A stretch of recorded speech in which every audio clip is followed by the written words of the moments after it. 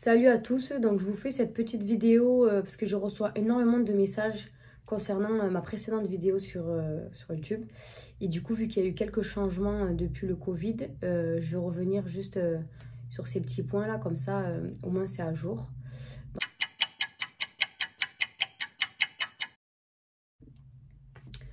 Premier point, du coup, le visa, avant la première année de visa, quand tu faisais ta demande de première année de visa, le visa coûtait 495 $. Maintenant, il faut savoir que la première année, le prix du visa est de 510 $. Donc, il y a une augmentation de 15 $.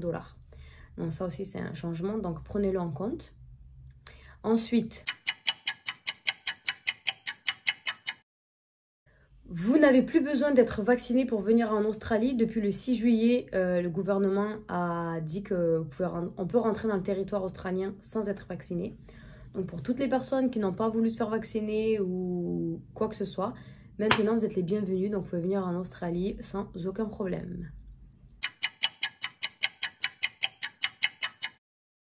Je reçois beaucoup la question de tu me conseilles d'atterrir où quand j'arrive ça, je le reçois vraiment fréquemment. En vrai, moi, je vais être honnête, chaque ville dépend de chaque personne parce que on va dire que Sydney, Melbourne, c'est plus pour ceux qui aiment bien faire la fête parce qu'il y a beaucoup d'endroits pour faire la fête et tout. Après, il faut savoir que Sydney, Melbourne, c'est des villes qui sont c'est un peu plus cher que les autres villes. Mais après, ça dépend du mood. Si tu préfères faire la fête, si tu préfères... après, c'est des grandes villes. Donc, Sydney et Melbourne, ça reste des grandes villes.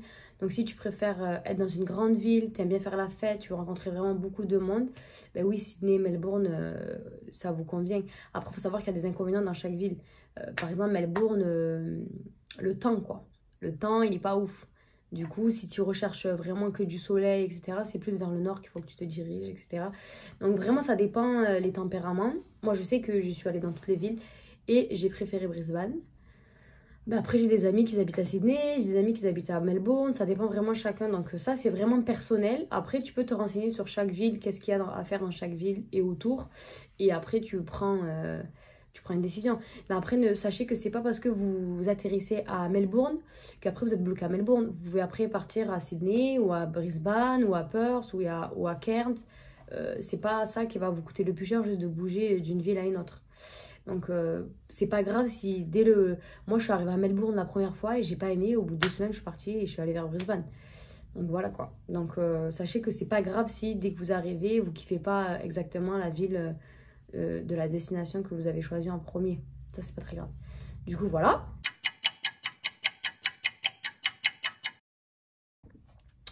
Ensuite, je reçois beaucoup de questions par rapport à vos jours de ferme. Où est-ce que je peux faire mes fermes? Si t'as pas, Linda, t'as pas des endroits où je peux aller faire mes fermes et tout. Donc déjà, moi, j'aimerais vous dire que, en fait, depuis le Covid, ils ont sorti une nouvelle liste d'activités qui comptent pour les jours de ferme. Donc en fait, moi, à mon époque, ça n'était pas ça. Mais maintenant, mon époque, ça fait 3 ans. Mais maintenant, en fait, par exemple, pour tes jours de ferme, si tu vas dans le nord du pays, si tu travailles dans un restaurant en tant que serveur ou en hospitality, tourisme, etc., ça compte pour les jours de ferme. Donc en fait, t'es pas forcément obligé d'aller te faire chier, aller en ferme pour compter pour tes jours de ferme. Il y a beaucoup plus d'alternatives, qui ont été mis en place par le gouvernement pour pouvoir faire les 3 mois de ferme. Donc, je vais mettre dans la description le lien où ils expliquent tous les secteurs qui comptent. Et comme ça, après, à vous de choisir. Par exemple, je vous donne un exemple. Là, moi, je travaille en ce moment pour une compagnie pour les sinistres. Donc, c'est-à-dire tout ce qui est inondation, feu, etc. Et vu que nous, on a eu une tempête l'année dernière, donc c'est une tempête, ils appellent ça le flood recovery. En gros, c'est pour, vu qu'on répare les maisons, on intervient dans les maisons, tous les sinistres qui ont été causés par la tempête, par exemple, ça a affecté beaucoup de maisons, bref, et du coup, on travaille sur ça. Et du coup, par exemple, avec ma compagnie, ça compte. Ça compte parce qu'on est encore en train de travailler sur les maisons qui ont été affectées par cette tempête. Donc en fait, il y a plein de solutions pour pouvoir faire vos jours de ferme. Vous n'êtes pas forcément obligé d'aller en ferme. Mais après, bien sûr, si vous voulez trouver des fermes, vous pouvez en trouver. Hein. C'est du bouche à oreille où il suffit que que moi, je sais que je les ai fait dans le Queensland, donc j'ai plus de facilité à diriger les gens vers le Queensland, pardon. Mais après, ça dépend. Du coup, voilà.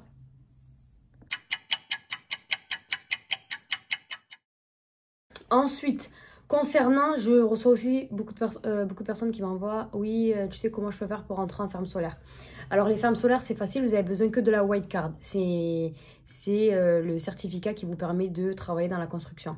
Dans un premier temps, et pour les fermes solaires, ils te demandent que la white card. Du coup, moi, si vous voulez, je peux vous envoyer, si les gens ils veulent m'écrire, vous pouvez m'écrire et je peux vous envoyer des compagnies. Je connais des compagnies qui recrutent pour des fermes solaires. Après, ça ne veut pas dire qu'ils vont vous prendre automatiquement parce que malheureusement, ils demandent de l'expérience. Donc, soit il faut mentir un peu sur le CV, enfin, c'est un peu compliqué. Mais bien sûr, tout le monde a sa chance de pouvoir travailler en ferme solaire. Il faut juste être persévérant et envoyer des mails à chaque fois. Donc, moi, s'il y a des personnes qui sont intéressées, qui regardent cette vidéo, je peux vous rediriger vers des compagnies et essayer de les contacter. Et après, vous verrez si vous arrivez à trouver. Mais ça peut le faire. C'est pas impossible de ne pas trouver de ferme solaire. Donc, mais après, c'est dur, c'est sûr que c'est compliqué. C'est toi et ta chance. Après, ça dépend si ils ont besoin de personnel ou pas, tu vois. Donc ça, les fermes solaires, oui, c'est faisable. Ça compte pour les jours de ferme et tout. Et donc, en fait, quand tu travailles en ferme solaire, tu travailles soit pour une compagnie d'électricole, soit tu travailles pour une compagnie mécanicole. Donc, en gros, c'est soit tu tires des câbles, soit tu poses les panneaux solaires, soit tu fais les tranchées. Enfin, il y a plein de types de taf en ferme solaire. Mais du coup, c'est faisable. Mais c'est sûr que ne vous dites pas, ouais, je vais arriver en Australie, je vais direct travailler en ferme solaire parce que c'est pas comme ça. Les gens, c'est des mythos. Oui, tu peux trouver et tout, mais il y en a qui trouvent facilement parce qu'ils connaissent déjà des gens, qui leur donnent des contacts et tout. C'est pas hyper facile de trouver, mais après, bien sûr, si vous avez la white card et vous marquez juste sur Google ferme solaire laboureur, par exemple, et puis vous allez trouver plein de trucs et après vous pouvez postuler. Et en vrai, il y en a aussi des fois, ils prennent, tu leur dis que tu viens d'arriver et ils ont tellement besoin de personnes et tout qu'ils vont vous prendre. Ça dépend vraiment encore les endroits, les secteurs et l'offre et la demande. Donc, ne vous dites pas que c'est impossible, mais dites-vous juste que il faut que vous juste vous persévérez, vous envoyez des emails à chaque fois et vous présentez bien et tout. C'est faisable, mais il ne faut pas se dire que c'est hyper facile à trouver. Ensuite, je vais balancer je vais switcher direct sur les mines parce que je sais que beaucoup de personnes se disent, ok, je vais venir en Australie, je vais travailler en mine. Ok, moi j'ai travaillé en mine l'année dernière pendant 8 mois, donc je vous explique comment ça se passe. Les mines, on va dire que là, en ce moment, c'est bouché. J'ai encore plein d'amis qui sont en mine, qui travaillent en mine. Et eux, ils ont beaucoup d'expérience. Ça fait déjà 1 an et demi qu'ils travaillent.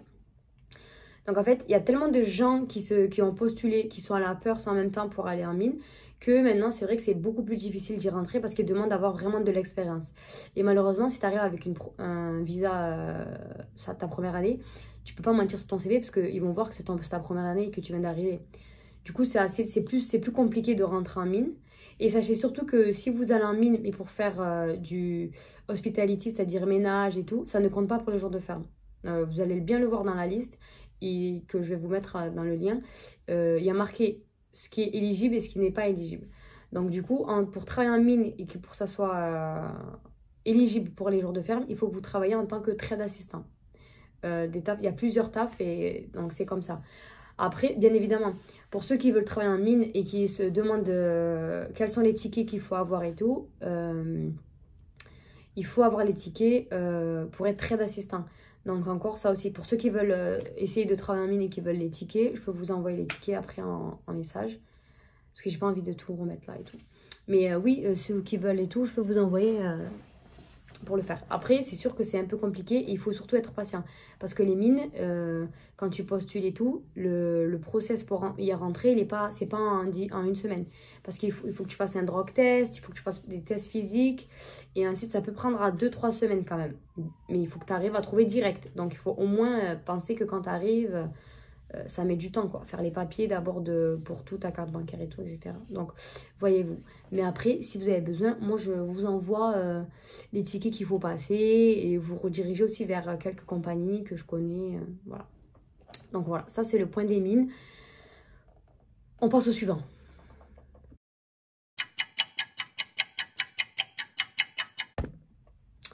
Ensuite, là aussi, je reçois des messages qui me disent oui, les logements ils ont grave augmenté par rapport à avant, etc. C'est vrai que depuis qu'ils ont rouvert les frontières, et là depuis quelques mois, c'est vrai que les prix ont augmenté en auberge de jeunesse. Il faut savoir que c'est à cause de l'inflation que tout a augmenté. Si ça augmente en France, ça augmente partout. Du coup, j'ai fait une petite simulation pour, admettons, la semaine prochaine. Et je vais vous donner les prix qui m'ont été donnés par rapport à ma recherche. Du coup, pour toutes les personnes qui veulent aller, par exemple, on va dire la semaine prochaine, à Brisbane. Donc Brisbane, pour une semaine en auberge de jeunesse, chaque prix là, ça va être pour une semaine en auberge de jeunesse dans des dortoirs. Ok? Donc pour Brisbane, le prix le moins cher pour une semaine, c'est 264 $ et 271 $ le second prix que Booking a mis. Je vais vous mettre la capture en même temps sur le côté. Donc Brisbane, on est sur ces prix-là. Ensuite, on a Perth, qui est le prix minimum est de 234 $ pour la semaine. Et après, ça va, le deuxième, c'est 270. J'ai mis les deux premiers prix comme ça, parce qu'après, ça augmente à 300, etc. Donc Perth 234 et 270, les deux premiers prix que j'ai trouvés pour une semaine en auberge de jeunesse. Après, il faut savoir que quand vous allez en auberge de jeunesse, par exemple, en tant que femme, moi, j'aime pas prendre un dortoir mixte, par exemple. Je préfère avoir un dortoir femme. Je trouve ça plus safe. Mais après, c'est par rapport à vos moyens et ce que vous voulez. Mais mettez-vous dans la tête quand même un petit prix. Ensuite, Sydney, pour une semaine, j'ai pris la semaine de la semaine prochaine, c'est 289 $ le premier prix dans une auberge. Et le deuxième, on passe direct à 340 $ la semaine. Donc, il faut savoir que ça a augmenté de ouf. Parce qu'avant, c'était pas ça les prix. Avant, tu pouvais avoir une semaine à 150 $ la semaine. Whatever. Ensuite, Melbourne, sur une semaine à Melbourne, on est à 259 le premier prix. 259 $ pour une semaine. Et après, ça monte à 315 $. Donc, grosso modo, Sydney et Melbourne, ça reste les plus chers. Et ensuite, la dernière ville que j'ai mis, c'est Cairns. Ça reste la moins chère. Premier prix, on a 132 $. Et deuxième prix, on a 163 $. Sachant que Cairns, si vous regardez, peut-être que dans les postcodes area, il y a beaucoup de... je pense que Cairns, ça compte pour les jours de ferme. Il faudrait vérifier, mais vu que c'est dans le nord du territoire, il y a moyen. Donc du coup, ça reste pas très cher pour se loger et tout, que par rapport aux autres grandes villes et tout. Donc ça, c'est vraiment une petite simulation d'une semaine que j'ai fait pour que vous sachiez un peu les prix en auberge. Après, ça augmente selon les saisons, quoi. Mais là, pour le début janvier, je trouve ça correct, mais quand même, ça a augmenté. Parce que je trouve ça quand même, à partir de 250, je trouve ça... Franchement, à partir de 200 $, moi, je trouve ça hyper cher pour vivre en auberge de jeunesse. Parce qu'en vrai, il faut savoir que tu n'as pas ta chambre privée, tu n'as pas ta salle de bain privée, tu n'as rien de privé, quoi. Tu vis avec des gens que tu ne connais pas. Et en plus de ça, tu sais pas s'ils sont propres ou pas. Et du coup, voilà. Mais après, ça reste pas cher, tu vois. Mais ils abusent de ouf d'augmenter comme ça. Franchement, quand je vois des prix à 300 $ et tout. En plus, sachant que pour les fêtes, là, ils avaient mis à 400 $. Franchement, ils abusent de ouf. Mais bon, au moins, vous avez un petit prix sur ça. Sur les logements.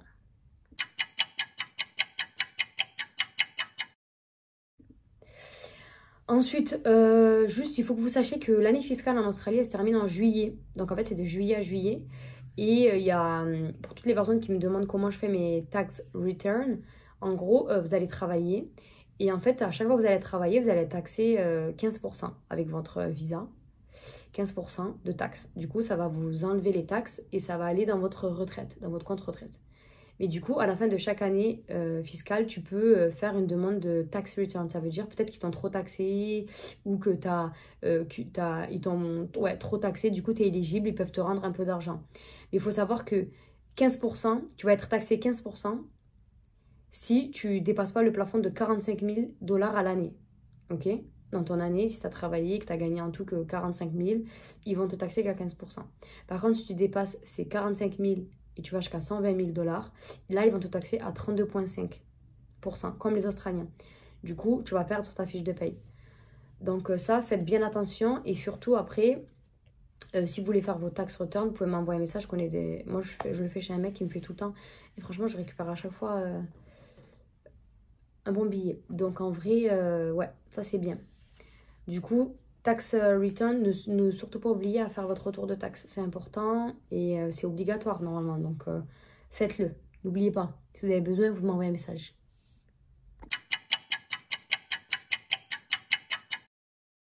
Ensuite, l'avant-dernier point, pour toutes les personnes qui viennent en Australie et qui n'ont pas forcément envie de commencer direct les fermes, je vois beaucoup de personnes qui me disent « Ouais, je vais travailler dans la construction en tant que laboureur. » Donc moi, je vais vous donner un tips là parce que, en fait, ici en Australie, il y a des tickets il y a plein de tickets. Tu les payes, ces tickets, pour pouvoir passer c'est des formations en mode 1 à 2 jours. Et en fait, avec ces tickets, déjà, tu vas pouvoir avoir un meilleur taux horaire grâce à ces tickets. Par exemple, je donne un exemple. Ok, laboureur, tu n'as besoin que de la white card pour travailler en construction. Tu n'as besoin que d'un ticket qui est la white card. Mais moi, je sais que je conseille à beaucoup de personnes de faire les tickets pour être trade assistant. En fait, trade assistant, c'est celui qui assiste l'électricien, le charpentier, le plombier, tu vois, tous les tafs comme ça manuels. Ils ont besoin d'un assistant, tu sais, tu leur ramènes des trucs et tu les aides à porter des trucs et tout. Et en fait, ça, tu passes des tickets parce que tu as besoin de tickets pour prouver que tu es trade assistant parce que c'est des tickets de sécurité par rapport à l'endroit où tu travailles. Enfin, il y a plein de trucs. Donc, comme ticket, par exemple, il y a, moi, je vais vous dire, j'ai Work at Height, Confidence Space, Conduct Local Risk et gas Testing. Et après, il y en a d'autres. Il y a pour conduire aussi les chariots élévateurs. Il y a plein de tickets comme ça qui font que si tu les as, en fait, et bien déjà, les gens, ils vont plus pouvoir tu peux négocier ton salaire. Par exemple, tu peux dire, ouais, moi j'ai tous ces tickets, j'ai de l'expérience, après tu te fais de l'expérience et tout. Et déjà, tu peux peut-être trouver un taux horaire mieux et des opportunités mieux avec tous ces tickets-là. Donc moi, je conseille, bon, s'il y en a qui ont des questions par rapport aux tickets, envoyez-moi un message et je regarderai et je vous aiderai à savoir quel ticket vous avez besoin pour pouvoir appliquer pour ce type de taf et ce type de taf. Et par rapport aux mines, ça va être ces tickets-là. Donc vous me dites.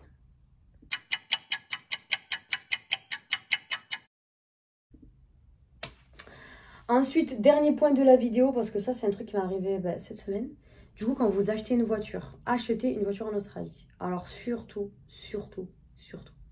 faites attention quand vous achetez une voiture. Donc ça va dépendre vraiment de l'état où vous l'achetez, parce que chaque état a ses règles respectives. Mais par exemple, en gros, ici, les Australiens, ils aiment trop... En fait, ici, il y a un truc qui s'appelle la RWC. C'est en gros le contrôle technique. Par exemple, moi, dans mon territoire. En fait, la personne qui va te vendre la voiture, elle est obligée d'avoir fait un contrôle technique. Sauf qu'en fait, ici, ils font des faux contrôles techniques. Donc, en fait, tu vas te retrouver une voiture que tu vas acheter 5 000 $. Même ça, c'est une histoire réelle qui m'est arrivée une semaine. 5 000 $, j'achète une voiture. Et c'est pas la première fois d'ailleurs que je le fais en Australie quand on m'arnaque comme ça. Mais... et en fait, après, je roule avec et tout. Et je vois qu'en fait, il y a des problèmes dans la voiture. Donc, en fait, le mec, il a fait un scanner sur... il y a un scanner que tu plugues à la voiture. Et tu dis les trucs que tu as et tout. Et en fait, ils peuvent supprimer tout ce qu'ils veulent sur la voiture. Genre, si tu as un voyant, un moteur, un voyant, ce que tu veux, ils peuvent le supprimer comme si de rien n'était. Et en gros, après, tu as la voiture, tu dis non, regarde, la voiture, elle est nickel. Du coup, quand ils font le contrôle technique, ils disent oui, c'est bon, ça c'est nickel. Ils tiquent tout là. Et au final, après, tu te retrouves niqué parce qu'en fait, tu l'as acheté. Une semaine après, la voiture, elle a des problèmes. Et tu te dis, ben non, moi, quand je t'ai fait le contrôle technique, elle était bien. Donc, s'il vous plaît, ne vous faites pas avoir quand vous achetez une voiture. Déjà, si vous achetez une voiture, achetez-la dans un... Vous pouvez l'acheter à un particulier et tout, mais demandez, faites venir un mécanicien. Franchement, faites venir un mécanicien, quitte à payer 100 $, un mec qui va regarder la voiture et qui la regarde de A à Z et de fond en comble. Parce que les mécaniciens 2.0, là, c'est bon aussi. Donc, s'il vous plaît, je ne veux pas m'éterniser sur ça, mais s'il vous plaît, faites attention quand vous achetez une voiture. Parce que ici, vraiment, ils arnaquent. Ils arnaquent de ouf. Parce que les voitures, il faut savoir qu'ici, les voitures, elles ont beaucoup de kilomètres. Ici, tu peux acheter une voiture à 210 000 km et tout, etc. Elle va tenir la voiture. Mais vraiment, faites attention. Parce que les gens, si la personne, elle a vraiment un service, et un historique de service, qu'elle vous montre tout et qu'elle a déjà tout fait et tout, ok. Et si vous voyez qu'il n'y a pas trop et tout, franchement, vous faites pas arnaquer parce que vraiment, ça m'est arrivé. Et du coup, là, je dois faire des réparations. Donc, vraiment, faites attention à ça. C'est vraiment très important. Ça va être mon dernier point de la vidéo, parce qu'on va pas rester sur une vidéo de 40 minutes non plus. Mais surtout, j'aimerais vous dire, n'hésitez pas, si vous avez des questions, envoyez-moi des messages. Je sais qu'il y en a beaucoup qui m'envoient, je réponds vraiment à tout le monde. Si vous avez des questions spécifiques sur des points, etc., envoyez-moi un message et je vous répondrai. Mais sinon, sachez que l'Australie, c'est un très beau pays. Il y a beaucoup de choses à découvrir. Et la mentalité est complètement différente. Donc du coup, vous allez vous régaler. J'espère que pour ceux qui sont encore en France et qui veulent venir, ben, n'hésitez pas. Et ceux qui sont en Australie, qui ont des problèmes déjà ou quoi, des questions et tout, envoyez-moi un message sur mon Instagram parce que c'est là où je suis le plus. Et ça va le faire. Et vous inquiétez pas, tout le monde va y arriver. Vous êtes tous des débrouillards. Et c'est la vie qu'on a décidé de mener. Je vous fais plein de bisous et je vous dis à très vite.